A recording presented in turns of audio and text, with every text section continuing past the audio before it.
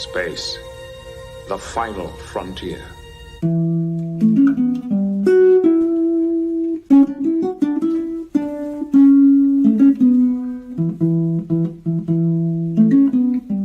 Blue skies smiling at me, nothing but blue skies do I see. Never saw the sun shining so bright, never saw things going so right. Let's see what's out there. Engage.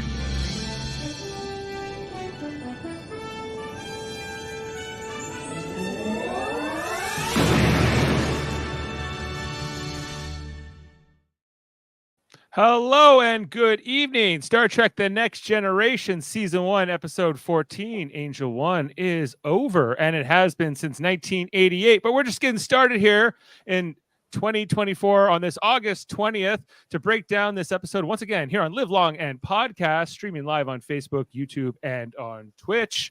I'm Dave Mader. Or am I just Trent? I don't know. We'll have to see tonight. The nipples might be showing. We got them all right here. Coming up first on this panel to help break down this episode, we have we have the first mistress of the Live Long and Podcast world. It's Jane Mader. Hello. Looking good, Dave. Like the Thank chest you. hair. Don't worry, we're going to break all this down in a second. Coming in next here, coming to us from the parliamentary body of the 6 elected mistresses, it's Heather Narduzzi. You bet. Hello. I'd like to apologize to start for not serving an Angel One mistress look, but unfortunately my plain simple tailor's shop blew up, so couldn't do it today. But I'm still ready to subjugate some men. Let's get going. I'm ready to be subjugated, as is our last panelist and the co-founder of Live Long and Podcast. Not showing the nipples, but that's okay. It's Jaemeel Robinson. It's there. Even the camera couldn't even show it. It's good to be back. This is the first pod I've done really face-wise post-surgery, so I'm very happy that it's this one. It's a great episode to have a podcast about. So yeah, glad to have you back, Jaemeel. Yes, first podcast with you post your surgery and I guess post San Diego Comic-Con. So we will talk a little bit about that. Far distance, so far. Far in the distance here. Of course, this is the 14th episode of Star Trek: The Next Generation's first season. It's a bit of a it caused quite the stir amongst the Live Long and Podcasters in the chat. I decided to dress up and show my body off here. Jane thought my chest hair, because it's blonde and therefore not Riker enough, it had to be dyed this dark color here, which is why you kind of see this pattern here in the shirt. You're ruining the illusion. The illusion. Can we get some clarification? Yes. Dave, it is Mistress Jane. Mistress Jane, you're correct. First mistress, I believe, right? The elected one? The elected one. The elected one, Mistress Jayana. Yeah. Of course, this is live chat here. We of course have Norman with us. Hi, Norman. We got Sam with us here. Yes. It looks fake. What about, or does it look frakes? Wordplay. Yeah. Jaemeel, did you do the wall yeller thing for it? Oh, he's talking about Big Brother. There's another Big Brother cast. You got to wait till Thursday for us to talk about that. Yeah, we'll catch up on Big Brother Thursday on Super Mader Brothers podcast. But here we are, Live Long and Podcast, talking Star Trek, talking Angel One. Let's start with Heather. Heather, what do you think about this episode? Love the fashion. Love, obviously. The writing is terrible. The acting is pretty stilted. The hairdos are amazing.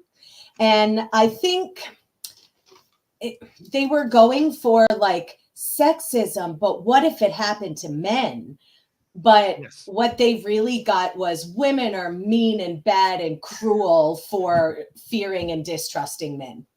So it's really a misfire, I think, in that way. But the fashions are out of this world, and Riker's very hot. But we'll get to that with the stills. Okay, well, all interesting points. Jaemeel, let's go to you next. Well, sorry, I defer Oh, of to course. First Mistress Jana. We actually, Jaemeel, I think we should actually be down here because we are Thank you. lesser. Yes. Our rightful That's place. right. Oh, you know. perfect. Yes. Much better. This is not one of my favorite episodes. I always love any Star Trek though, but of the first season, it's one of the lower ranking ones, but still very rewatchable.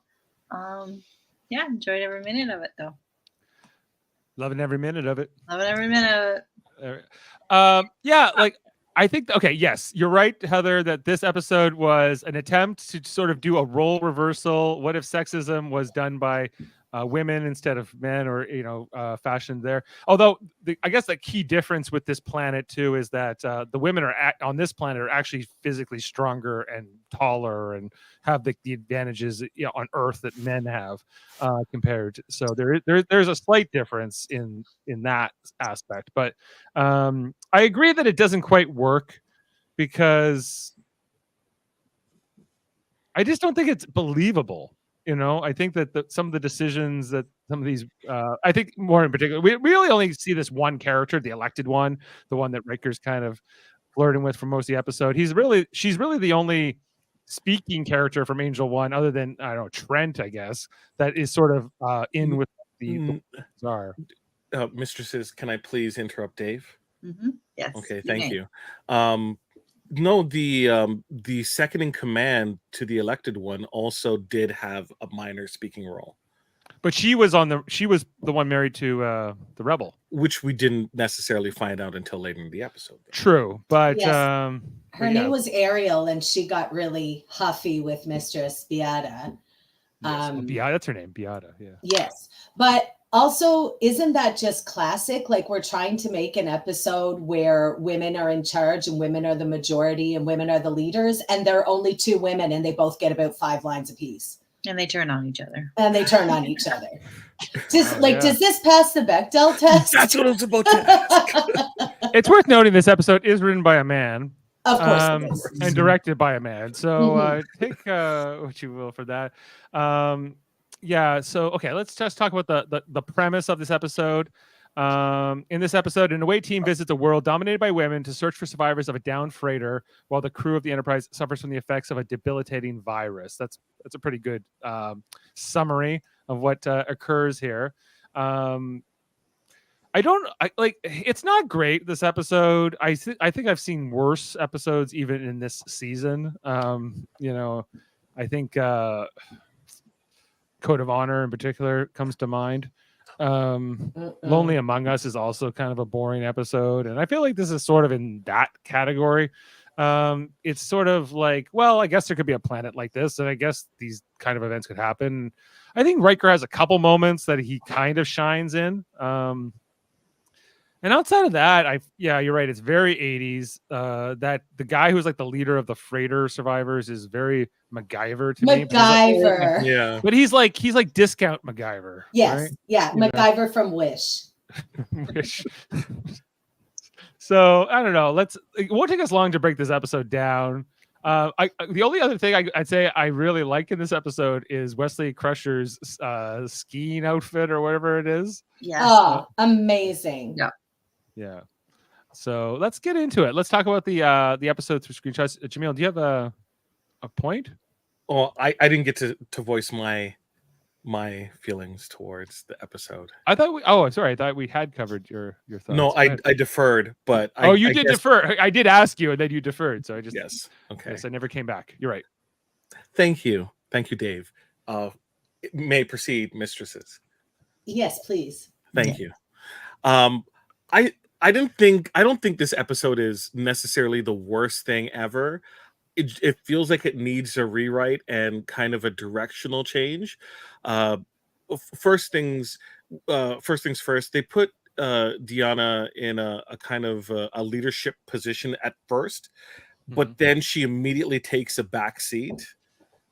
They do little minor things like when Tasha and Deanna speak, both Data and Riker both look at them, right, when they're speaking, as opposed to like the rest of the time everyone's looking forward. It kind of looks like they're watching what they're saying, and then after a certain point of the episode, like Tasha and Deanna just completely take a back seat in terms of anything happening in the plot, and it's just Riker and the elected one kind of interacting, and even Data gets a little bit more shine for an episode that's supposed to talk about like women in charge.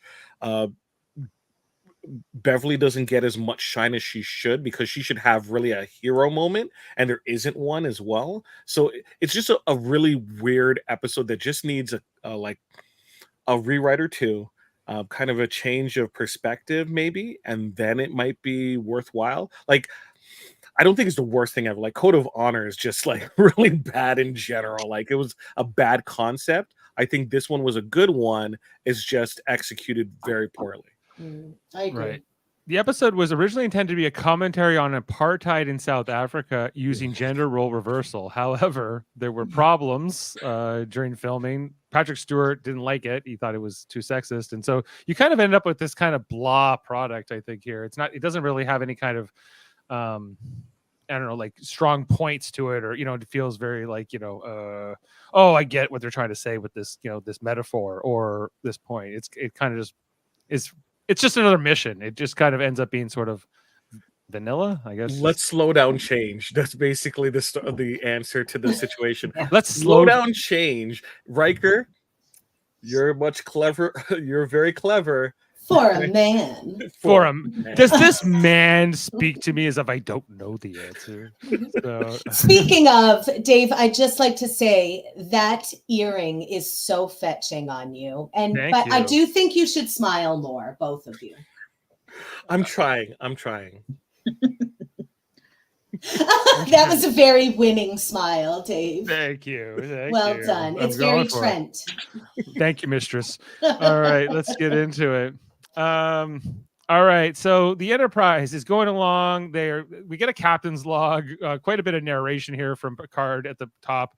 As feared, our examination of a 7-year overdue Federation freighter Oban, disabled by an asteroid collision, revealed no survivors. However, 3 escape pods were missing, suggesting the possibility of survivors. Angel 1 is the only planet in range. And we get a lot of exposition here from Data, who explains that, a Federation ship has been to this world, but it had been like 70 years. That they are a matriarchal society, a woman-dominated society, as the Betazoids are. So Troy is kind of tapped here, to be in this leadership role, or to be the one who calls down. Worf makes a comment here: Klingons like strong women, and then he just walks off screen. Yeah, kind of weird. The exposition is so heavy-handed here at the start. It's heavy and it's hard to follow. You're like, what? And then it's like, it doesn't matter. We're at a planet. We're looking for some people, and 70 years before this, who would that have been?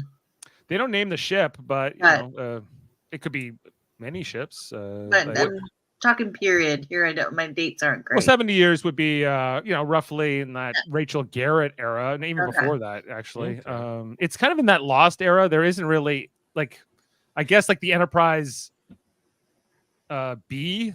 It's more the Enterprise B era. Okay. So and they couldn't get there until Tuesday, so exactly. Dave, don't encourage them. They're like, Lost Era. That sounds like a spin-off show. Well, we're kind of getting that. Even like this new Section 31 movie they're making is kind of set in the Lost Era. So it seems like because it's almost it's basically from the time that those movies end. Star Trek 6 and then when Next Generation picks up, there's kind of like this 70-year gap that we don't have a lot of information on. So sorry, to Michelle Yeoh's character is going to be that much older. Well, she traveled back from the future in Discovery, so she could be in any century now. So okay, yeah, fine by me. She looks like that. She can be any age she wants and do whatever she wants. Amazing, love it. Yeah, step on me, girl. I love it. Yes, mistress.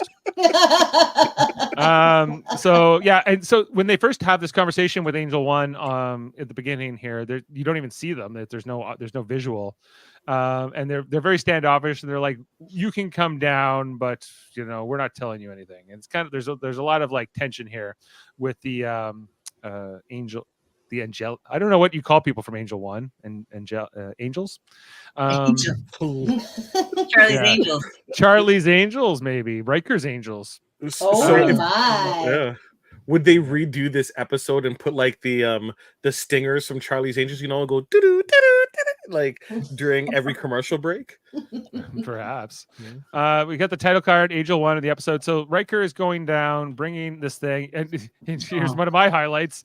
These are the snowsuits of the 24th century, everybody. These suits are amazing with the matching headbands and like the quilted little shoulders. Oh, so fun. My only issue is the lack of gloves. That's all. They do need gloves. Okay, I'll tell you this. In Star Trek Online, which I'm a big player of, you can get this outfit. Okay, and Nice.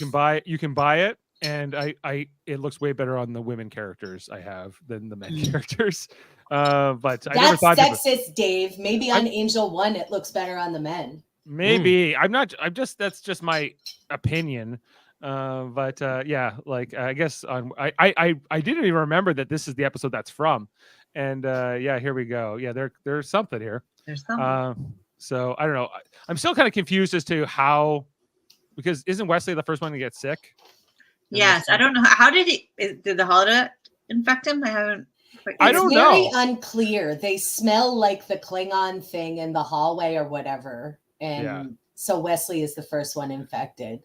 But they so when they run into the holodeck here, after Riker tells them to save them some of that gnarly holodeck pow, they only open the holodeck doors for like 1 second and close it again because it looks so shitty. It looks so fake. It's just fake snow. It does. It's like a painting and then fake snow or whatever. It's like TOS level, low budget. No wonder they don't need gloves. Yeah, it's not real snow. It's fine.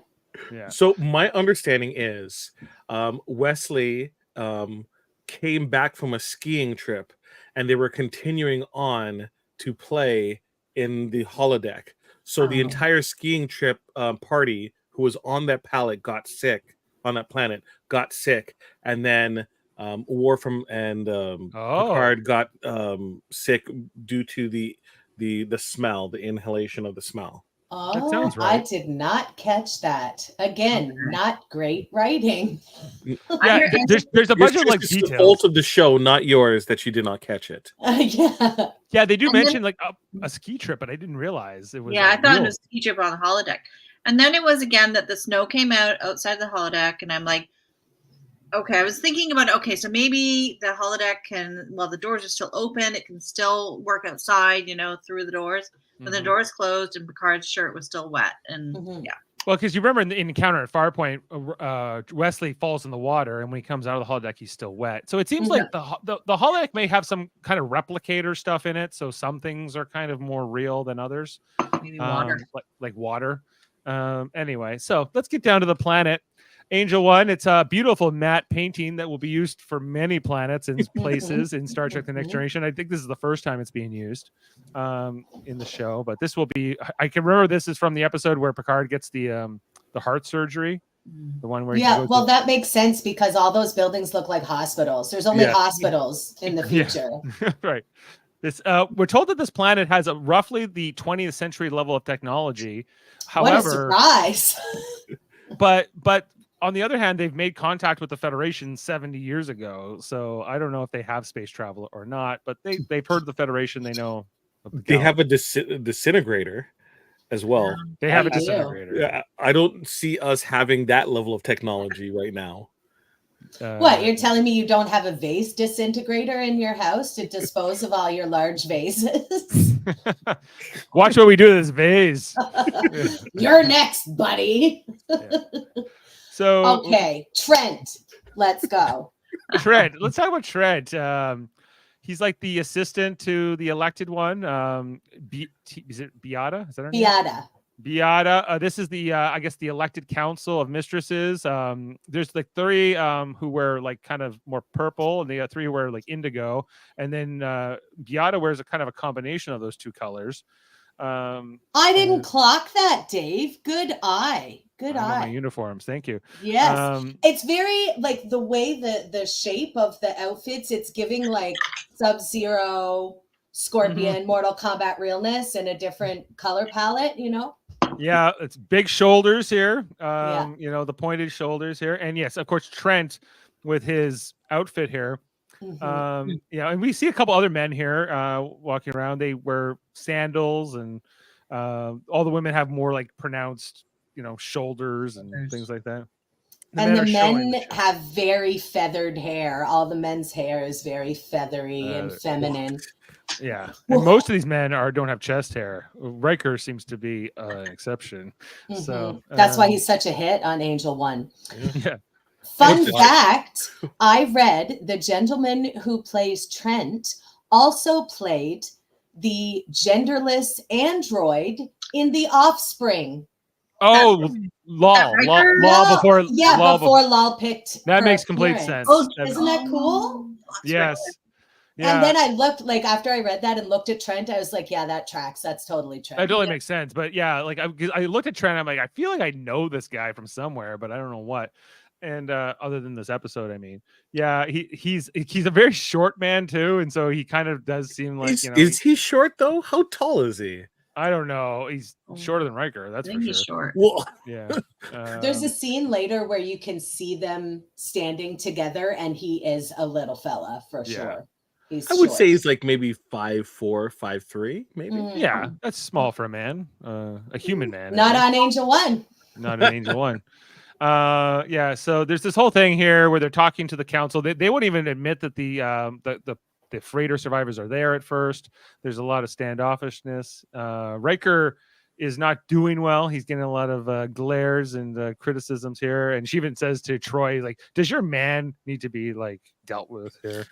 You know, we see that this, what's her name? The one Ariel, who, Mistress Ariel. She's very, she objects strongly to the presence of the Enterprise and the Federation.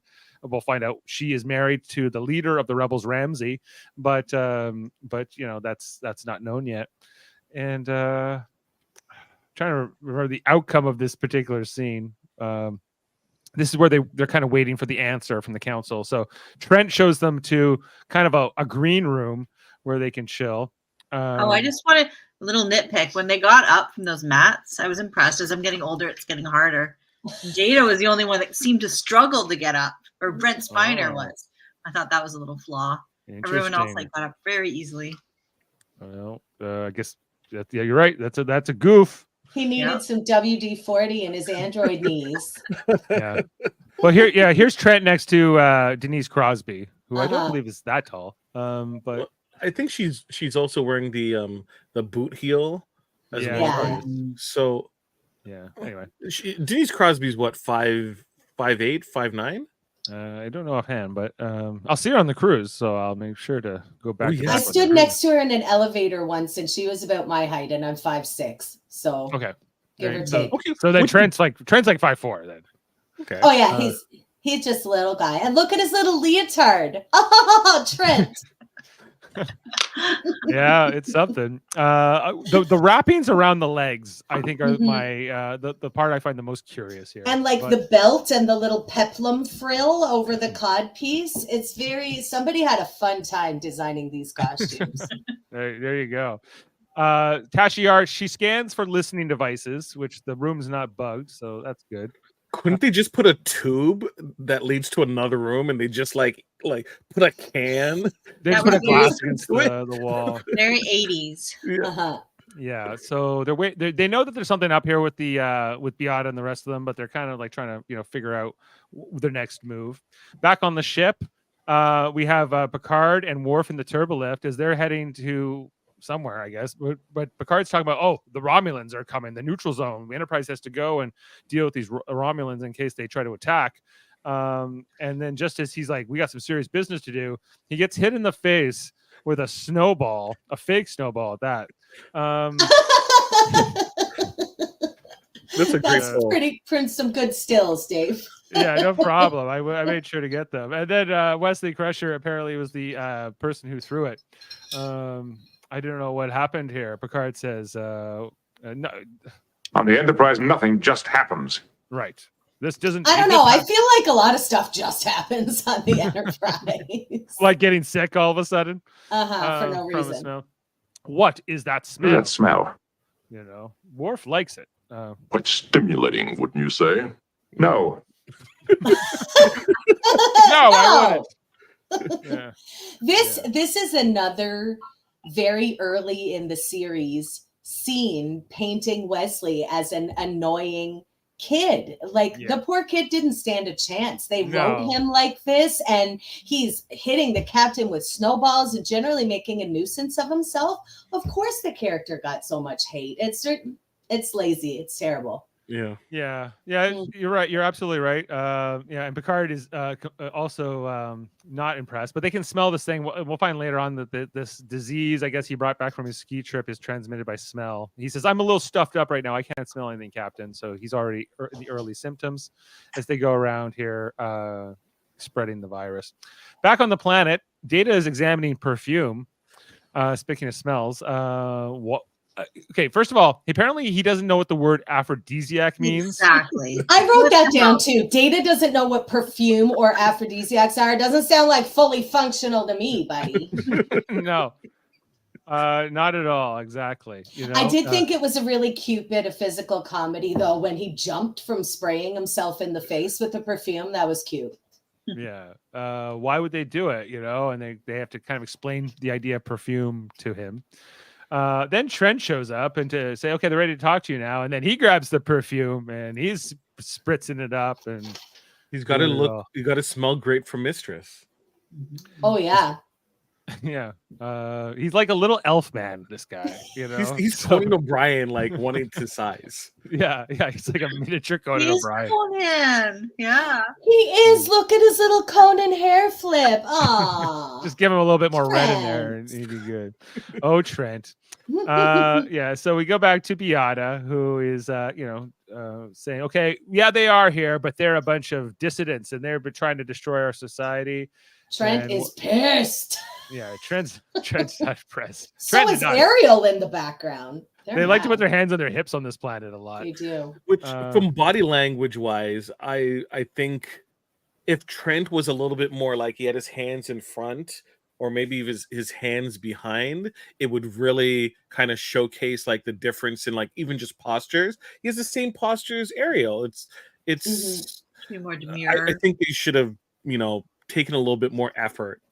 Very was demure, very mindful. Yes. Before the away team goes down there, I just want to mention Picard says, like, well, you better be really nice to these people because we want this planet to potentially join the Federation one day. I was like, do you do? Like, it seems like that would be against the idea of what the Federation's about, which is supposed to be no discrimination, and this is a kind of a form of discrimination that they're practicing in their society, right? So it doesn't seem like they're quite ready for the Federation. Right. And if they're only equivalent to mid 20th century, they're not really, they shouldn't even Be in the know about the conversation. Federation. Yeah, unless they're like, yeah, I don't understand. They're 20th century, but they're somehow who made first contact with them or what happened is unclear. Yeah. but, No, this episode is a mess continuity wise, but Do you There we have go. to have warp capability to join the Federation? Like, is that a mandatory? well, it's supposed to be the requisite for first contact. But let's say like the Romulans made first contact with Yeah. them, and then the Sure. Federation met them later. I think that would be okay, right? Okay. So it's possible that they were just in the galactic sort of community already. Yeah. Anyway. So they're going back and forth. They eventually say Data can use your library to scan. And she goes, no man can use a library like we can.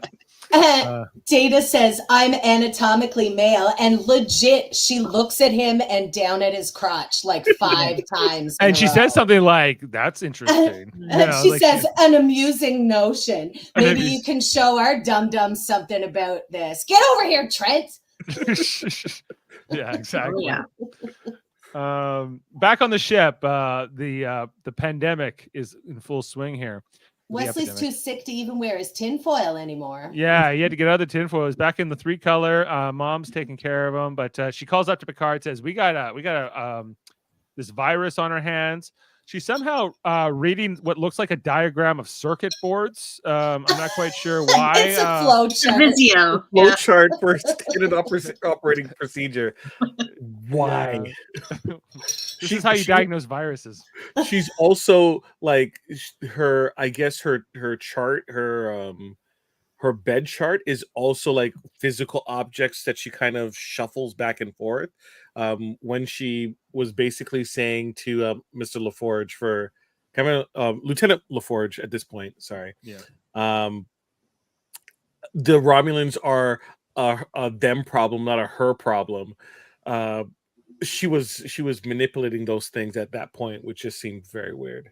Yeah. And he goes, "I don't fancy the I idea. don't fancy the idea of my crew being infected. I don't like this. I don't fancy this idea. We have to go deal with the Romulans." I have a question. What have we done with the Romulans in So first far? season so far? Nothing. This is I the don't first think mention. anything. This is the first mention of them at all. Yeah. So like they in the last outpost, no, not the last outpost. What's the episode that comes near the end of the season? The neutral zone, right? And that's Yeah. where I thought they said they hadn't contacted them in 50 years. Right. Yeah. Yeah. So this episode feels like a little bit out of continuity there. I don't think they had dreamt that part up, that they hadn't really talked much with the Romulans in the last few decades yet. This doesn't contradict it directly, but it seems like a little weird. And then in the neutral zone, which is the finale of this season, Mark Alimo, also Gul Dukat, he plays that Romulan, and he goes, "We're back and we're watching you," and all that. So it's very ominous. But a little bit of teaser in this episode for the Romulans. So Crusher's working on the thing. We see that Picard seems like he's getting sick almost right away, so that's teased here. Back to the land of hospitals. So just a quick question. Face mask not a thing? No. Well, they say it's a respiratory disease, but then they say it's not transmitted person to person. But she's still investigating the situation. She has no clue as to what the transfer method is. No. Yeah, it doesn't feel like great epidemiology. Is that the right term? Epidemiologist. Face masks and hand washing were not on the flow chart, so she didn't even think about it. Yeah. Well, she'll get the next version of Visio soon. So back on the planet. I think this is actually the scene where they say to Data, yeah. Oh yeah, this is an amusing notion. This is where she looks at the crotch. She goes, "Oh." So many times. Yeah. They're probably like, reaction shot again. Look down again. Do it again. Do it again. Do it again.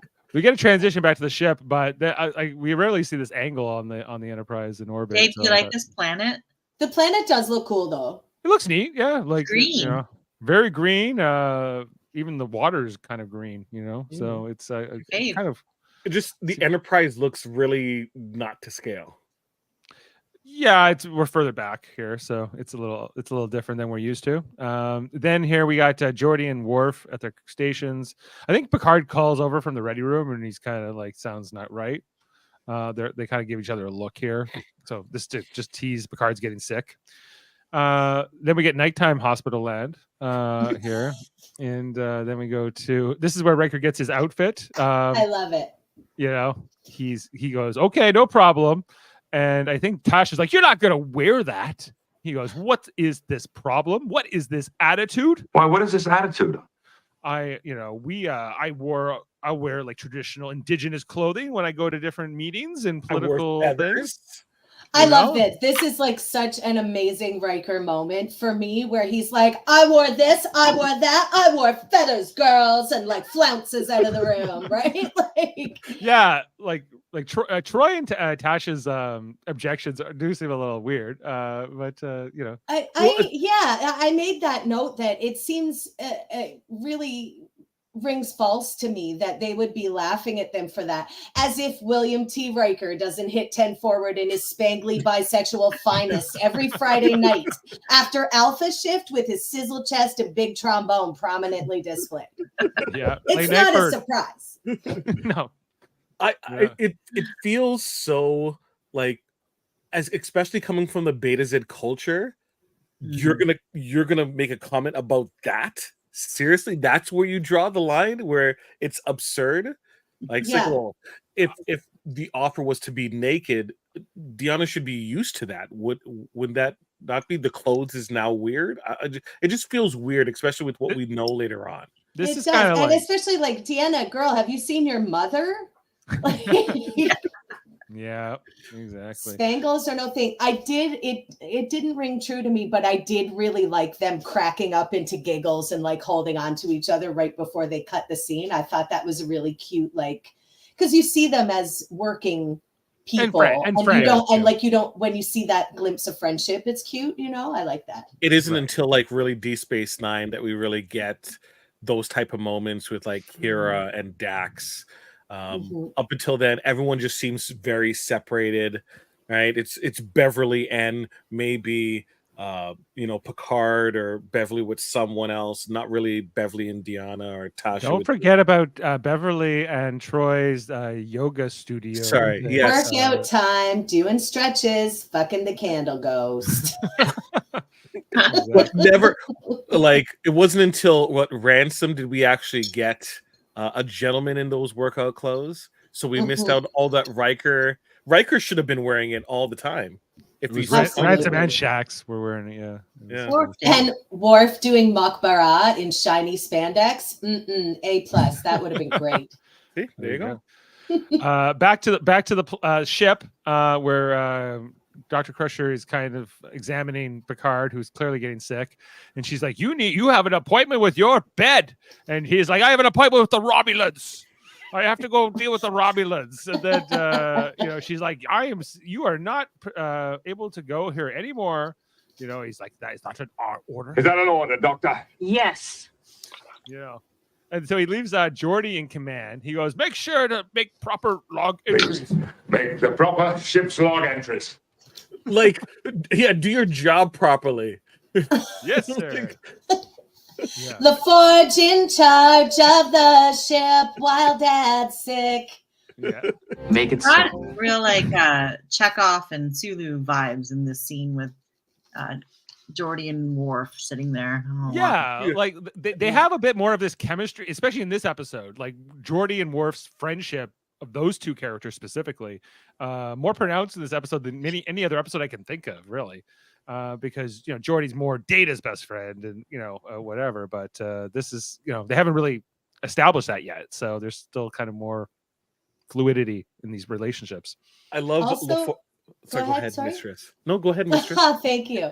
I think it's super cool to have LaForge in command and see him in the captain's chair, and the way like LeVar Burton plays it to perfection, and the way they kind of linger on him in that shot, I think that's a really cool moment. And it made me think of in the original series. I'm not as versed in the original series as this one, but I remember I think Uhura was in charge one time, and they like really lingered on that shot with her in charge because they put a Black woman in charge of the ship, and you didn't do that in the 60s, and I felt that like sense of pride when he sat down and the camera kind of zoomed in on him and he gave like a little smile, I just thought it was a cool moment. It was nice, yeah, absolutely. Yeah. I think you're right about that, with Uhura being left in command at least once. And there he is. He's smiling. He knows him and Worf are going to get up to some hijinks in a minute. oh now. yeah, they ask him. He goes, "Make it." He goes, "Make it so." Make it so. Yeah, he gets his moment. Then we go back down. Riker has changed. And, The most real moment with just Yar bored out of her mind and just playing with Just playing with the dumb statue. Oh. Yeah, but then Troy goes, "Tasha, he's coming. The reveal is about to happen here." and he comes out, And he looks amazing. Picking it out. Just Yeah, you got it. So this is why I had to spray my chest, was because this I wouldn't have this. Need to compete with them. I'm losing my hearing. So it's there you go here. Beauty has cost, everyone. Keep talking. Doppelganger. There. So the outfit, to me, seemed inspired by there was a wrestling tag team, big hair as well, called the Rockers, that had elaborate costumes that included pants that did have kind of wraparounds as well. They did, yes, I yeah. remember. Yeah, okay. I'll give you the pants. The pants kind of feel like the Rockers a little bit, Yes. not the codpiece part so much, but you know, hey, I could What are see you guys calling that? Huh? You keep on Like saying cod piece. It's like Cod. the piece over the crotch. Yeah. COD? Okay. COD. Yeah. But the What are cod, those? it Okay. holds the That's cod. a god piece. Oh yeah. Yeah. Yeah. It looks a lot bigger than Trent's, let's just say. Yes, It's there's a one lot of letter down in the giggles. alphabet. Riker's got like pepperoni nipples or something going on. Well, I was looking at his nipple is really noticeable in this one scene, but on the next scenes, I'm like, I don't know if they took his hair and they like moved it off his nipple for this one shot. I don't know. They have hair and makeup. Can we just shave your nipple, Jonathan? Would that be okay? Well, this is the man who jumped into a puddle of printer toner for the Ermis episode. So whatever they asked him to do with his nip nops, I'm pretty sure he was like, yes, go ahead. Let's do it. Amazing. Yeah, well, they're going for it. The giggles ensue, and then eventually Riker just says, "Enough! I am going off here," and yeah, them just giggling, grab at each other. So great. I don't know how much of this you think was just genuine on the set, kind of like reaction. I definitely think that was real laughter. Like they were legit laughing.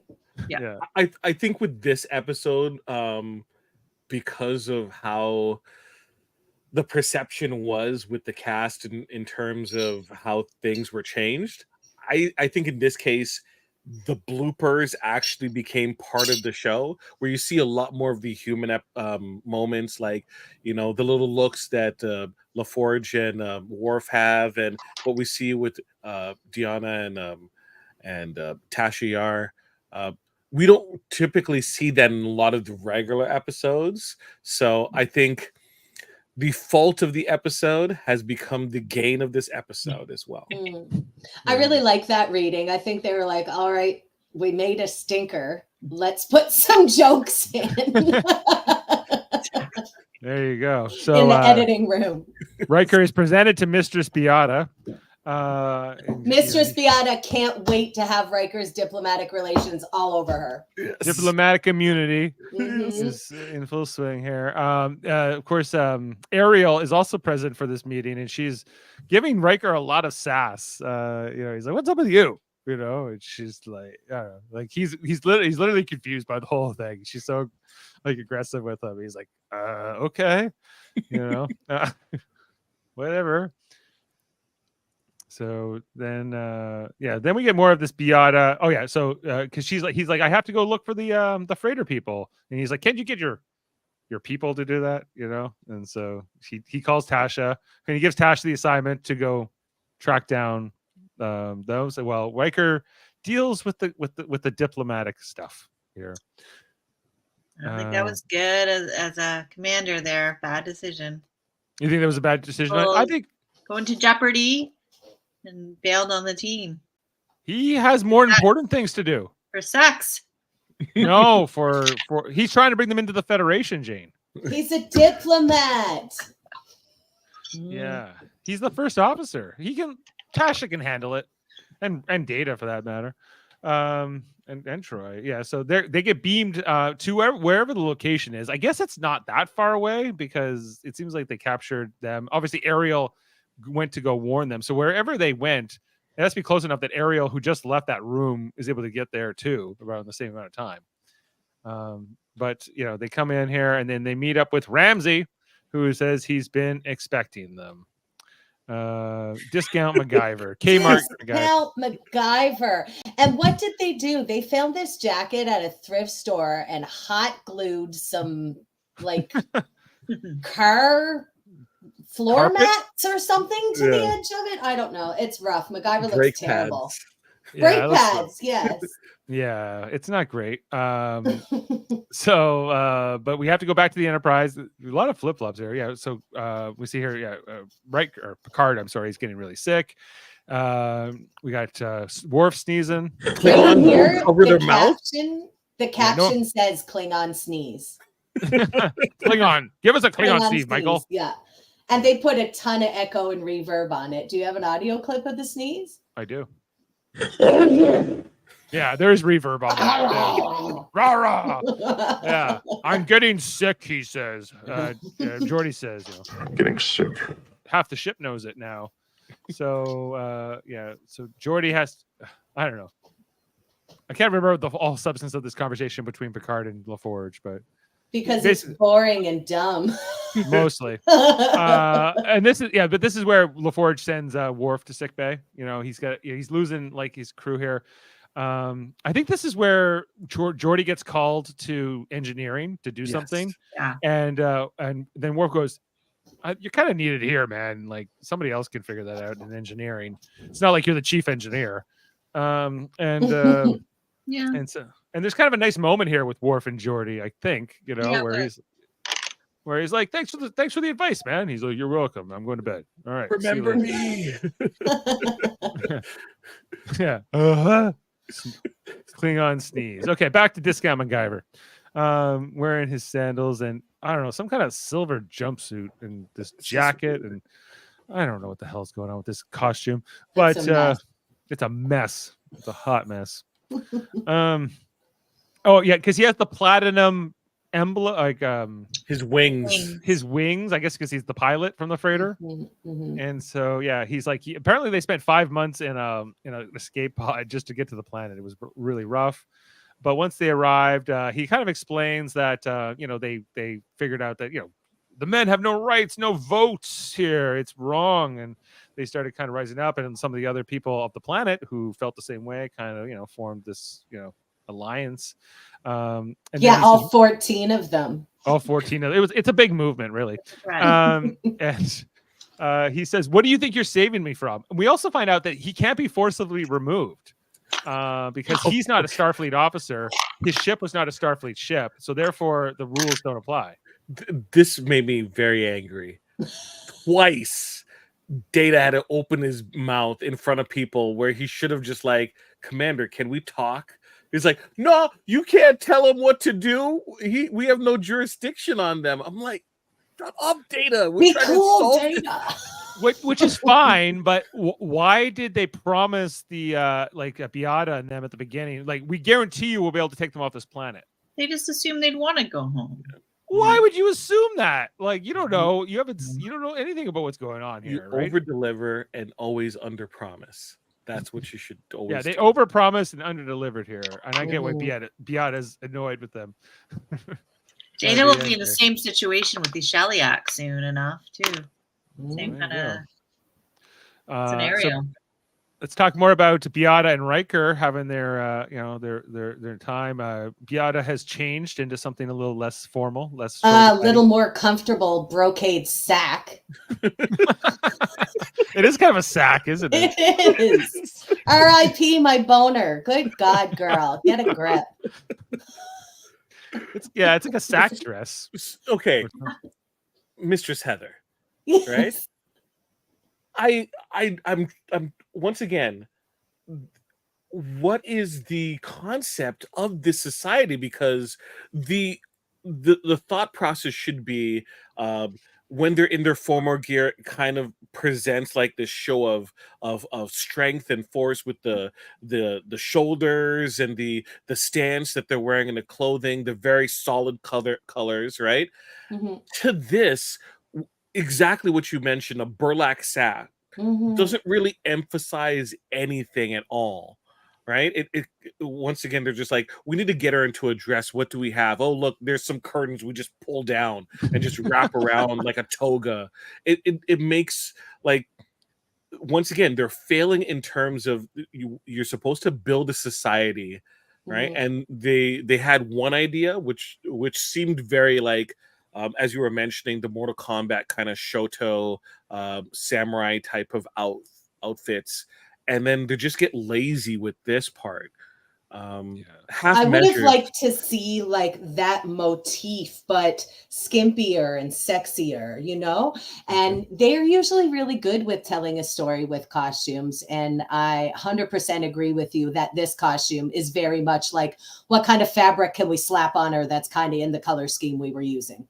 Could it be that the man, on this planet doesn't have to be sexy? It's Riker who has to be sexy. Well, Yeah. I think this is trying to the say? scene's all about Riker's chest hair, and Mhm. Protraction. which she's very into. She starts playing with it here, and touching it, and get because I don't think most men on this planet or any of the men are tall like Jonathan Frakes. So he's kind of like maybe Discount maybe MacGyver is as well. Discount MacGyver is he's kind of a novelty here too. Yeah. But if Riker had the beard, I think he'd even be more so. Like I would have liked if this sounds so crazy and freaky. Like if she was a lot more aggressive as well. She did take the lead from time to time, and we have that moment later on where they kind of go back and forth, where Riker's on top, and then she kind of switches, right? Mhm. But like if there was her putting her hand behind his head, right, and kind of like little subtle things that were really, Directing showcasing, selling this society difference, right? Even just like her hand by his neck, something like little subtle things that we would see that is a little different, Right. right? Well, just when they're starting to get a little romantic here, Trent interrupts. Here comes Trent again. Yeah. Trent, what are you doing? What are you doing, Trent? He brings this thing in, which I guess was a special delivery from the ship. So she sends Trent away, but apparently he can just walk in whenever he wants, which is kind of disconcerting. Anyway, What you're saying that she should put like a sock on the door? well, like do not disturb. I don't know, something. Lock the door, whatever they do here. So Can there's you, like Dave? Can you go back a couple of? Keep going. Back. Keep going, like before they kiss. There's one slide right before they kiss. This one. Wait. this one. Frakes just exudes charm and sex appeal. Like this scene is pretty messed up when you think like he's reluctant and she's basically coercing him with her power because she's the leader of this planet. And then he turns on this megawatt smile and they kiss and I'm like, whoo, all right, girl, I'm into it. Yeah. You know, Men are like, not objects to be possessed. right? pardon? Will you respect me in the morning? Yeah. Oh, I have that one. Will you still respect me? Will you still respect me in the morning? She doesn't respect you now. That's right. Anyway, so he brings in this meditation orb thing or whatever from another planet, and she's like, "Whoa, that is now it's really odd. If it wasn't before, it is now." You know what's in there? A candle ghost, my friends. There's a candle ghost in there. Will you still respect me in the morning? It's not my function to seduce or be seduced. It's not my function to seduce or be seduced. Who are we talking about here? I think it is. Yeah, I think that's his main function or ability, isn't it? Anyway, so then back to these discount MacGyver in the bunch. This mullet is too much for me. I don't know. But it's this is where he's like, Wait, yeah, can you go back a couple? Mhm. What? Do they have a chandelier in this cave right now? Yes. That is weird. Yeah. That's bizarre. I didn't notice that. I didn't the notice first that time. until now either. Yeah, but it seems to be like one of the light fixtures. They live in a cave. I don't know. So it's kind of strange. Then back, the ship. Crusher's dealing with the sickness. Everyone's getting shipped. Half the ship are in their beds because they don't have enough bio beds to go around. We have more sick than we do beds. Yeah, that's a problem. Can't you just the Enterprise is huge, y'all. Can't you just beam people into a cargo bay or something? Like, come on. Yeah, I don't know. It's Use Yeah, the battle because of bridge. reasons. Use The the battle seal bridge. it off and use the battle bridge. Well, that's going to be my point later on when she Oh, sorry. turns them away. Like, Mm-hmm. Yeah, there are exactly like places you can do quarantine on the ship, but she says I think it's just to give us a problem so that they have to figure out the solution when Of that problem course, comes. yeah. So then we go back to the planet here, and this is where they're going to leave Ramsey. They're not going to force him away, but they say, "How did you know we were coming?" Because he was expecting them, and he goes, "I'm not prepared to reveal that to you." And they're like, "Okay, well, bye." And they leave, and then we see Ariel is here. Twist. What a twist! Quick question. So when they're shown to their quarters, Tasha breaks out the scanner and the tricorder and scanning for any listening devices. Has a phaser when they transport over here. She doesn't whip out her tricorder to check to see if there's any additional people nearby. She's not the best security chief there ever was. So it's she has other talents, but it's not so much that. She's just on a pad like blogging about how ridiculous Riker looks in his Angel 1 getup. She totally is. Yeah. Back to Riker and Beata, who she's quite taken with him. She turns the tables on him as Jaemeel was talking about, where she flips him over here and gets on top. But then Trent interrupts again. Here he comes. Pastel Trent. Trent. My question is, did they do it? Like, I couldn't quite tell. They totally did it. They did? Yeah, they totally Okay. Because they're so cool dressed. So I'm like, oh, yeah, okay. They did. Well, yeah, it's a subtle. The cod piece just opens up like a flower. Okay. That's how I mentioned it. Venus flytrap, really. And Beata's like, I have a planet to run. I don't have time to take off my sack. Just get on and let's go. That's why it's a sack. It's got an opening. So anyway, Trent interrupts their privacy just for the away team to come back and say because he's like they're back and they don't have the people. Yeah. So this not go well. Yeah. So Commander, we found them and they said they don't want to come. And then he goes, "Oh, well, there's nothing we can do." I'm like, you might want to mention that, at some point here. But we get the house call here with Dr. Crusher to Captain Picard's quarters. Okay, speaking of sizzle chest, Picard looks sick as fuck, half naked here on the bio bed. Woo! This is just a normal bed. This is just his bed. Well, it should be a bio bed.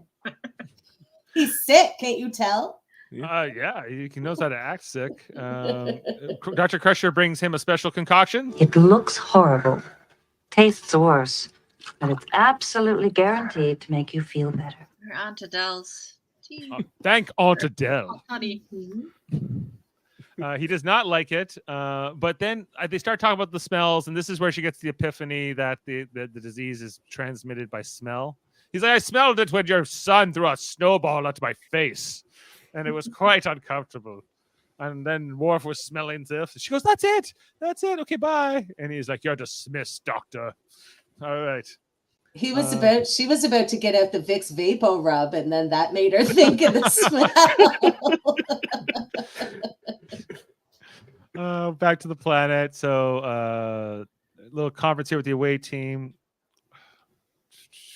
They said, I can't believe you're going to let them stay here. If they get captured, they could be executed. And he goes, don't worry, Beata has to find them first, and they're pretty good at hiding. And just then Troy goes, something's wrong. It is Beata who walks in the room, and she's captured Ramsey and the rest of them. She's like, left the lights on. Why did you tell them where we were? Why did you betray us? They have these pitchfork things they're going to stick me with. Now, I don't know what those pitchfork things do, but nothing good. Nothing good. Beata is Ariel, I'm sorry, is brought in here to stand with her husband. They could die together tomorrow. Dun, dun, dun. Here's Beata signing their death warrant. They still use paper here. Of course, it's their 20th century technology. And then Riker makes an appeal to her. I can't believe an advanced society would execute people who disagree with them or go against the grain. And he says, "Give me another chance. If I can convince them all to leave with me, is that okay?" She goes, "Sure." He goes, "Okay, listen. You can come with us, all of you, including the kids, and none of you have to die." No, we can't leave. We like it here too much. We have to fight the struggle for Angel One and to bring equality to all men here. Go back one picture? I love that he just gets up from where he was sitting and walks off and stares contemplatively into nothing. Like, what are you looking at? He's looking at the wall. He's or looking at the chandelier in the cave. Like a soap opera. Yes, He yes. also has like this bruise on his face, and I'm like, who got him? Who like punched him? Was it one of the women with like their pitchfork things? Or Well, it wasn't Trent.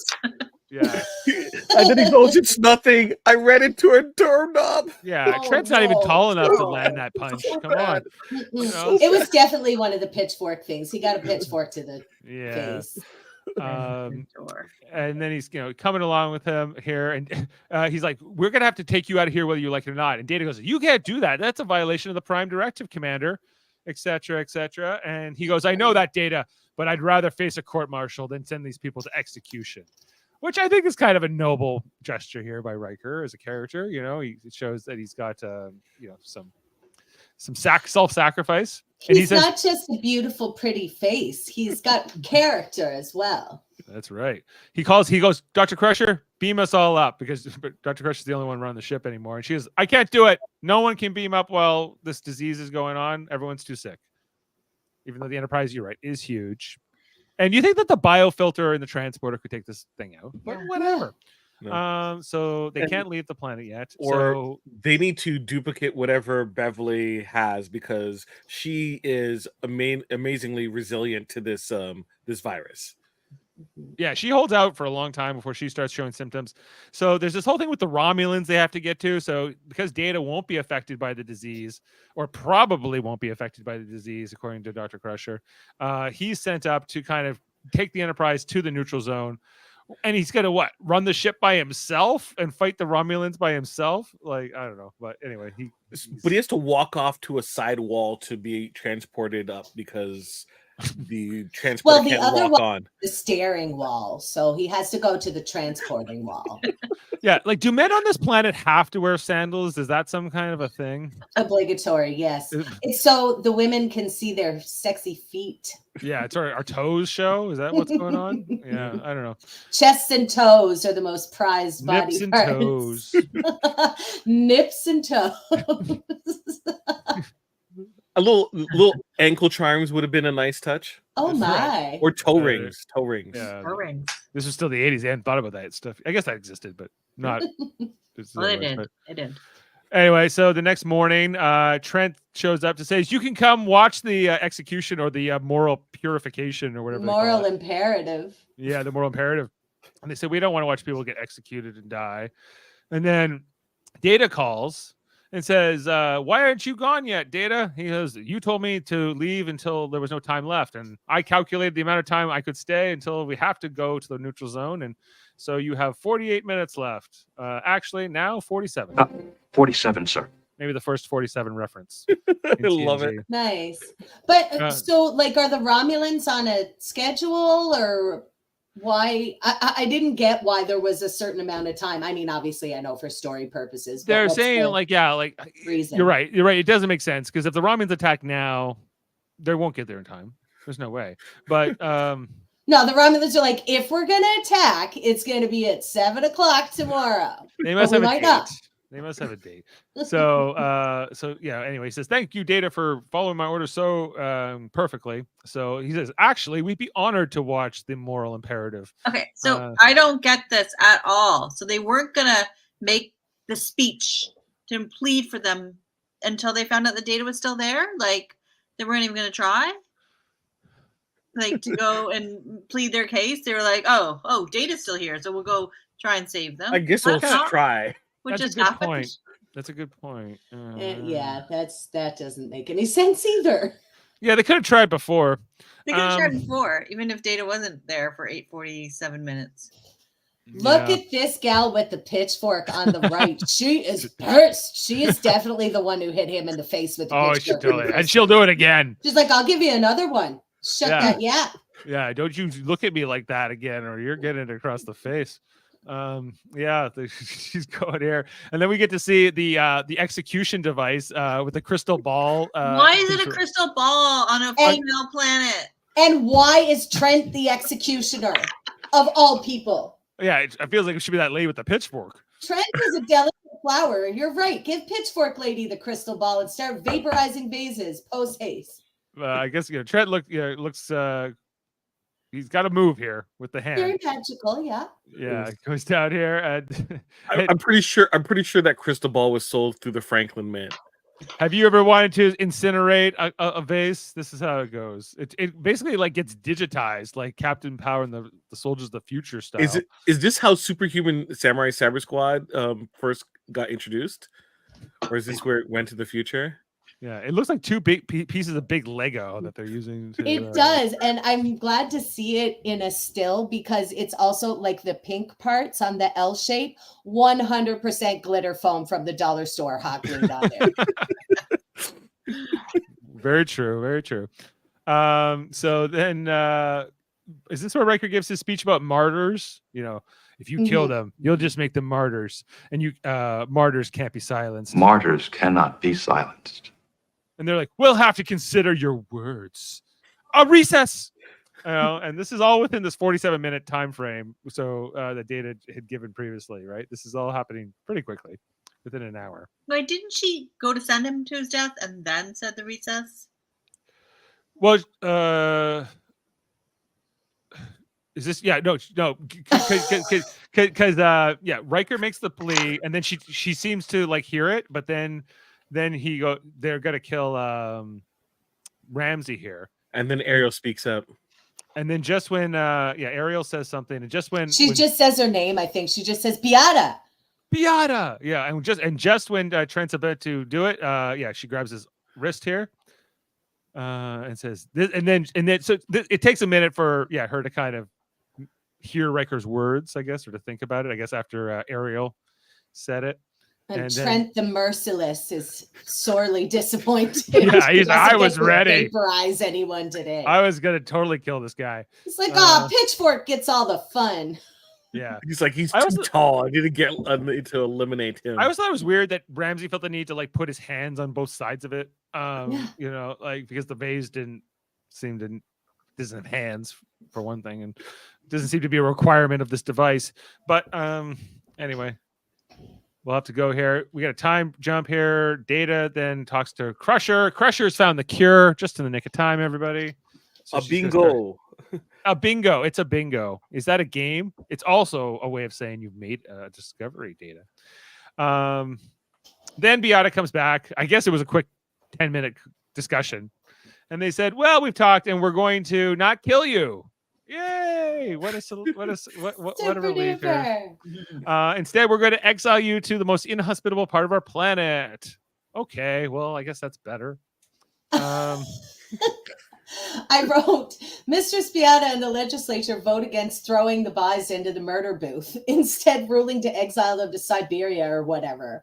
Everyone seems pretty stoked with this compromise, and Beata tells Riker he's pretty clever for a man. The turntables. Yeah, like it seems like a weird thing to be happy about. It seems like, and you could also have your children back. So they weren't going to execute the children. How advanced of them. Yeah, but they have a bunch of kids here who are presumably half angel, half human. Yeah. So, well, I don't know what else to call this species. So, oh no. Anyway, so Riker, he's like, "You're right. I am pretty clever for a man." And he's like, "Meet me on Ryza next month." Yeah, see you next time, Jamaharan. They beam away here, and then back to the ship where we see Troy, Riker, and Tasha all get inoculated as they come off the turbolift. Picard's back in his chair, but he's lost his voice. He says, we have to get to those Romulans, and but the gag here is Data can't understand Picard. He's too sick. What do you say there? And then he just looks at Riker. Can you just say it? He goes, engage, Captain. There you go. Oh my. What a funny joke to end this off with. Was Patrick Stewart like on vacation or something this week? Because he's barely in the episode. Yeah, well, it's meant to be a Riker focused episode for sure, but yeah, like I find it kind of limited. I don't know. You guys want to hear the trivia? Maybe we can learn something about how this all came together. Where's my details discovered by Dave? All right, here we go. In the original story written by Patrick Barry, Beata was named Victoria, and she was imprisoned. She imprisoned Riker after he directly addressed her and then touched her hand. Tashiar stunned Riker to prevent him from being killed, and then took over command of the away team. In this version, Captain Picard was the only person aboard the Enterprise D who was affected by the virus. The male slaves start a revolution led by Lucas Jones, who was killed. Okay. So that bears no resemblance whatsoever to the episode we got. Yeah. An early story meeting about this episode was attended by Patrick Barry, Gene Roddenberry, and Herbert J. Wright. Wright was wary of the concept of a matriarchal society had been too overdone. So one of the major issues that we didn't want to do was an Amazon women kind of thing where the women are 6 feet tall with steel D cups. With steel D cups. Okay. I said, snoo. Yeah. The hit I want to take on this is apartheid, so that the men are treated as though they are the blacks of South Africa. Make it political. Sexual overtones, yes, but political. Well, that didn't last very long. Everything that Gene got involved with had to have sex in it. It's so perverse that it's hard to believe. The places it was dragged into is absurd. We were talking about how women would react, and Gene was voicing all the right words again, saying, oh, yes, we got to make sure that women are represented fairly, because after all, women are probably the superior sex anyway. And it's real important that we don't get letters from feminists, because we want to be fair, and we don't want to be inferred that women have to rule by force if they do rule, because men don't have to rule by force. Very sensible stuff. That was what Gene Roddenberry said. All of a sudden, something kicks in and he changes. He goes, however, we also don't want to infer that would be a better society if women ruled. His voice becoming increasingly louder. Gene Roddenberry continued that this was because women were untrustworthy, vicious creatures, which he angrily blurted out in the torrent of hateful verbiage. Jesus. Wow. Then you know what? Getting the pitchfork. That's it. Yeah. Then he looks out the window, looks at the outline, and says, "Okay, on page 8," and continues like that didn't even happen. So apparently this was just kind of some Gene Roddenberry rant. That's why the planet's green, because they're vengeful, like envious, kind of. Yeah. Mm-hmm. Untrustworthy. Who is this quote from, Dave? I missed that. Gene Roddenberry. No. But who was recounting? The meeting. Herbert J. Wright. Oh, okay, like one of the producers, I think. Yeah, he was one of the writers of the show. Okay. One on the writing team of the show. Jeez. We don't want to get letters from feminists because women are untrustworthy. Yeah. Anyway, who's getting naked in this episode? Right. Yeah. Like everything had to have sex in it. That's my other fun part of that story. Okay. Production was shut down for a few days because the script of this episode wasn't available yet. This was the first of 2 occasions in the first season when the production was stopped for a few days due to the unavailable. So they clearly had to rewrite this so many times. The final draft of the script, which was submitted 7 days before shooting began, is slightly different. Wesley Crusher had 2 friends who accompanied him on his ski trip on the holodeck, which was to the Swiss Alps instead of the Danubian Alps.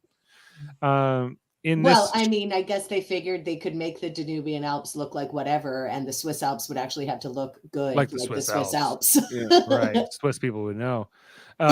In the original version of the script, no Romulan was mentioned as being a threat. The heading for the Enterprise was the Avastum Triangle, where the Federation outpost was surrounded by 7 Ferengi battle cruisers. Following their first visit on the planet's surface, the away team was invited to an evening meal. This was also the first time that Riker and Troy delivered their gift, the Albany meditation crystal. So that happens differently in the original script. There's lots of differences in this. Yeah. Oh man, I can't even get through them all.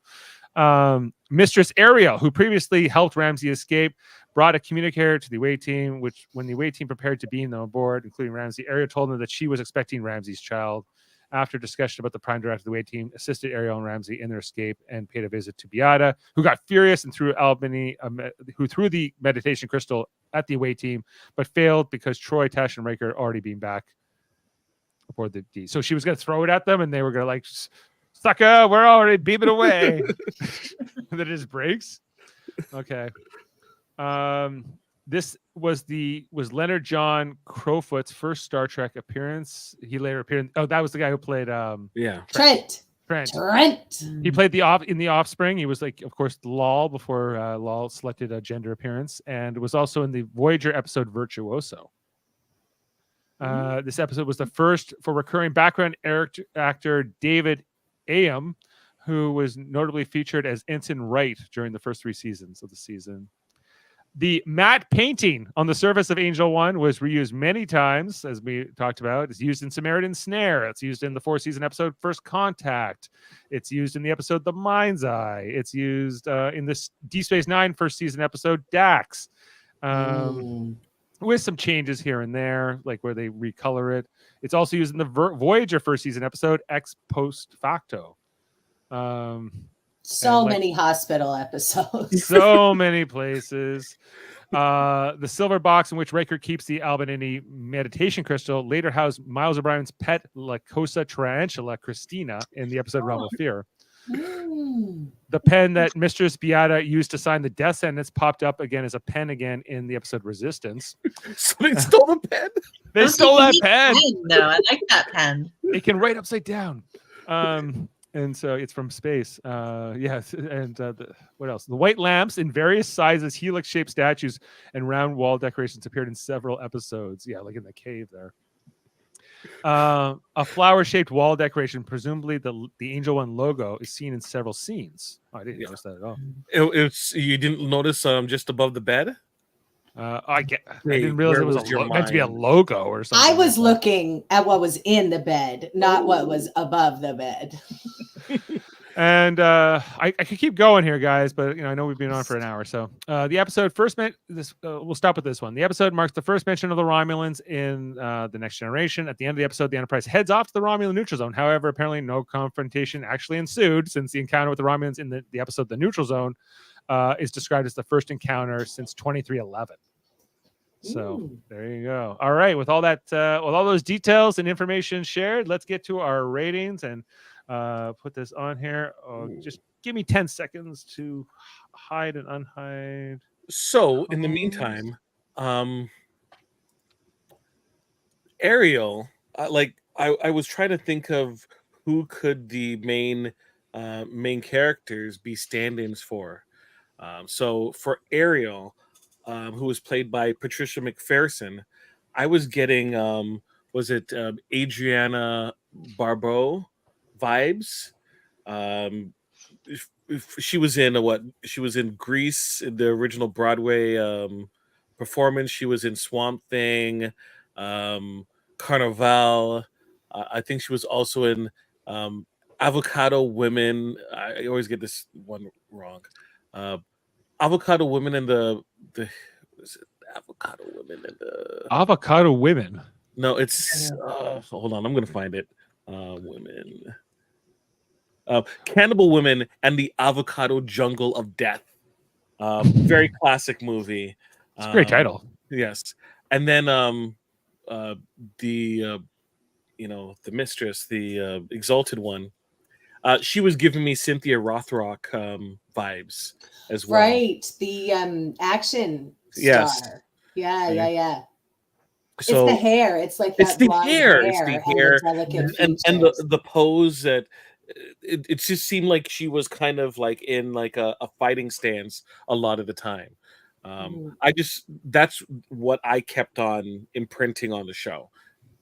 Morris Hurley, who was one of the writers of this episode, said the episode is terrible, just terrible. One of the ones you just as soon erase. He wrote the episode, right? Oh, he was involved with it. Yeah. Okay. Patrick Barry is credited as the writer, so I'll be sure to keep an eye out as we're going through the rewatch for further Patrick Barry stinky scripts. Yeah, I don't know if there are any more. I wouldn't let him write for the show again after this mess. Yeah, well, this is still the first season, where I think Gene Roddenberry's influence is causing more problems than helping. He is credited as the writer of Angel One, and that's it. Great. All right. See you later, Patrick Barry. The crystals, they bought another story of his they never made called The Crystal Skull. So anyway, Indiana Jones and the And Crystal that went Skull. really well for Indiana Jones. So yeah, we exactly. probably really missed out. We had some submissions from from other panelists in advance. Davin gave this episode a 1. Jody's given this episode a 2. So Jane, would you like to be the first to rate? Yes, I hate to do it, but I think just because I can, like other episodes in first season, I can at least suspend and get into the episode more. And like this one, I was just very, very much aware. I'm always aware of the writing, how bad the writing is, and I can't get into it. So 3. A 3. Okay. I hate to do it. Okay, Jaemeel, you next. I'm sorry, I excuse must me? defer. Oh, It's I'm gonna sorry. be me. Yeah, that's right. I was trying to be. Jane, I gave the same rating, a 3, for the same reason. As I was watching it and making my notes, I was like, I'm usually not this critical of Star Trek. I love Star Trek. It's fun. It's campy. We're having a good time. I mean, I gave Haven an 8. Like I'm not the most discerning viewer, Right. but it's the writing, the continuity mess, it wasn't great, but the fashion is fantastic. And Riker is so charming. And Trent the Executioner. I mean, 1, 2, 3. Those are my 3 points right there. Biggest badass on Angel 1. Trent. Dave, for this cruise, you need to cosplay as Trent. Yes. Yes. And you don't have to have chest hair because he's a twink. So you're all set. Just walk around with a crystal ball. Yeah, I'll have to get waxed really to be Trent. Yeah, all you need is the crystal ball. Yeah. The crystal ball and a cod piece and a little peplum frill around your midsection. I just threw this number together. This is my Trent. I'm tall Trent. That's what. Are you wearing a cod piece? I might be now. I don't know. Can we verify? At this moment, no. I Okay. was only going to be seen from the waist up here, so I didn't go. Jaemeel, you're actually seen your nipple yet, though. I don't know. Try to get it in here with this rating banner. The banner is covering it. Yeah. We can pause on This the is banner. not and Angel focus 1 in. approved. There you go. There it is. There you go. There it is. It's PG-13 now. Yeah. Oh no, we're in R. I dropped 2 F-bombs. You're only allowed 1 for PG-13. Oh, sorry. Sorry, y'all. Get out the other nipple, I guess. Okay. I'll get all the nipples out. Jaemeel. I'm gonna put. I have to. This is technically better than Code of Honor, but I'll have to follow the mistress's lead and put a 3 as well. Concepts. There are interesting concepts in this episode, but it feels like they failed when it came to giving a lot of the characters a lot of the loving care that is needed when you're presenting such ideas. Additionally, the laziness in the actual society building. They had one idea, which is basically the council, and then anything outside of that, they were a little bit too lazy on in terms of posture, positioning, costumes, and body language. So I will keep it as a 3. Davin's joining us. Hello, welcome, Angel 2. You may Thank now you. speak, male. We're going to need to see some nips before you open your mouth, though. Yeah. Nip to entry. There you are. Oh, look, he spray painted his chest, too. I'll have you know, I come from a long line of hairy-chested men. Wonderful. I'm You more will be welcome on Trent. Angel 1. I'm more Trent than anything. Smooth. Are you a natural Trent? I'm a natural Trent. I'll There's just cut wisps. Wisps. Because Like these 2 holes here. These like the perfect nipple holes. I'm just gonna cut these out and then cut it'll just be like nipples never forget. Lamar was showing his nipples on the Orville last night, and I was wondering if he was naturally hairless as well. I was just, Angel 2. I was thinking I could bump this up to a 2. I know I had. You're gonna go. You want to go to a 2? Okay. I want to bump it up just for the costumes are legendary. It might be legendarily bad, but they just resonate through all time. Yeah. So it's like That you is got to true. give that something. It's which not I didn't give it it's credit not for. completely boring for me this episode. It's not good, Isn't but it? mostly, but but I think that there's a couple moments I think where Riker does a couple good things. I guess I don't know. I don't think it's not good. It's not good. Good. 4.5. He's gonna give it a 7. Oh, okay. Ooh, 4.5. Wow. 4.5. Dave gives it a 4.5. Okay. Yeah, so we're averaging 2.9, just under 3 here. So it's better technically than Code of Honor. Other than Heather's Haven on there, I think you always come in the highest. 0.5 for Code of Honor for me. I do have the highest average right now. Yeah, I'm averaging, And I have by far the lowest. Oh, really? Is it lower than mine? I have not been kind to this first season. Well, Jameel's only rated 2 episodes. He's given one at Oh. 0.5 and he's given a 3. So Listen, I think a 0.5. Where 0.5 did the is 0.5 come from? it's Steve? generous for Code of Hell, Honor. Yeah, I gave it a 0. Where did the did. 0.5 come from, Jameel? Tell me. Is it the fight on top of the neon tubes? Yes. Yeah. I would love a crossover episode between the Code of Honor Society and Angel One. That would be Oh, interesting. wow. Yeah. Wow. Racism That would and be at sexism war. together at last. Yeah.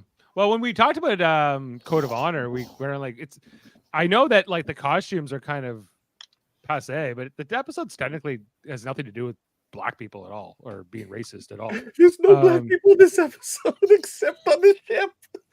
Yeah. Like it's just an alien race played only by black people. Well, I mean, in this episode, Angel One, right? Yeah, and this no one was black an alien. This was aliens played only by white people. people. That's great. So I don't know. Yeah. Like, if you really think Code of Honor is racist, please explain it to me because I don't see the correlation. Anyway, Did I say? I don't think I. no, you I, specifically said it wasn't, or Yeah. at least not that racist. You said, I believe. You can, Which you is a glowing review. Yeah. You, I just want to characterize things correctly for what they are. So it's just a terrible episode that's in poor taste. That's supposed to Yes. represent something that it just does a poor job in doing so. So Right. it, once again, just like this episode, right, does a poor job. So is this episode sexist? Well, supposedly not as sexist as it could have been. So that's the glowing review you can give to it. yeah, like it's a I'm mess. just calling in. The episode's a mess, but like you know what? I still don't hate it either. So I don't know. I'd watch it again and again and again. I'd watch it again. Yeah, I as it skipped rolls this through, one. I'll watch it again. Yeah. Yeah. So, So- my least favorite episode of TNG, as of right now, is The Perfect Mate. That's the episode I really dislike. Really? Where's the Oh, Code of really? Honor? I love that one. Yeah. Is that the I one don't- with Famke Janssen? Yeah. It is. Oh yeah, that's not a good one. But she's Yeah. beautiful, so I'd give it at least a 5. Well, she is, but the content of the episode is my objection. Like that she's just like this perfect So mate. wait, Davin, Yeah, on her looks alone, you would give it a 5? she's that beautiful. So I think, mistresses, you should raise the score of this episode just on the Like her Riker. sexiness. Listen, Right. the only Riker reason it effect. got a 3 is because of Riker. It would have gotten a 0 if he wasn't so high. Riker's not as pretty as Famke Janssen. He doesn't get 5 points. I know that On that, I Kyle, have that no him. disagreements here. Yes, Famke Yeah. Janssen beats Riker in the beauty contest. So By a far. little deep dive into Patrick Come on. Barry, our dear writer of this You'd episode. rather take yeah, Famke what Janssen. happened to Patrick Barry? What? Well, he did a couple more. There's a couple more things to his credits, such as doing episodes of Mask, the animated series, Hunter Smoky. as well.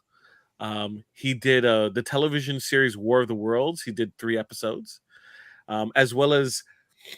Hold on, I have to get the full name of this one. He did Beast Wars Transformers, also known as Beasties. He did 1 episode, and also the show he did 3 episodes of called Tattooed Teenage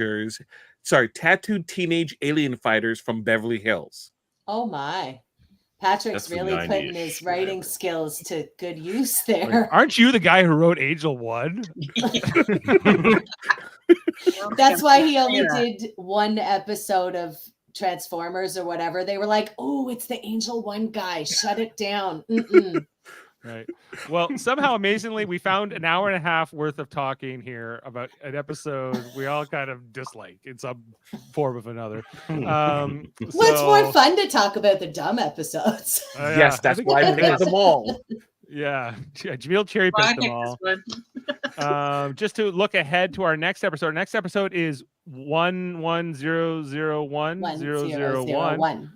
Our panel for this episode, as of right now, is Adam, Jane, and Jody. Ooh, fun. Legendary panel.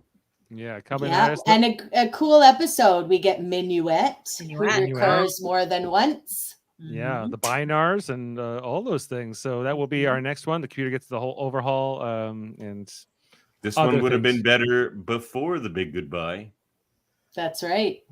Well, even at the end of the goodbye, he says we have to go get our computer fixed, or I think it's at the end of Data Lore actually, and that doesn't happen right away, right? So it feels like the episodes were the order was changed.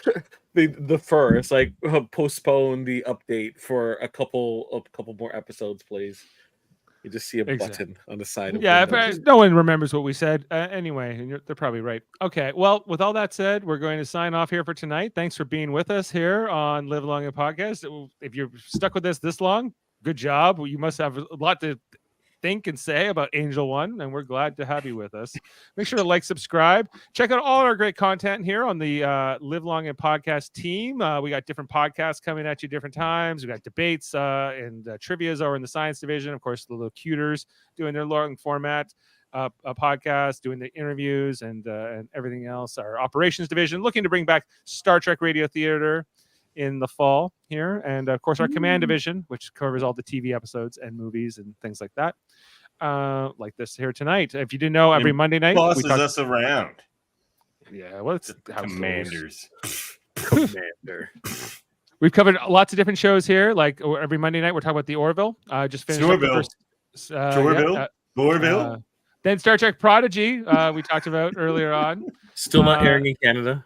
And then Star Trek Discovery was also out this year, so lots of Star Trek out this year. Still not filming airing in Canada. No, but just go download it and watch it. You know, buy it from Apple TV, or soon it's going to be on Blu-ray and DVD. So own it for home, own it for all time, always. You can do it all those things, everywhere, all time, always. Anyway, so I think that's all the plugs, unless I've forgotten anything, guys, or ladies. Mistresses, may we please adjourn this meeting? By all means, crystal ball.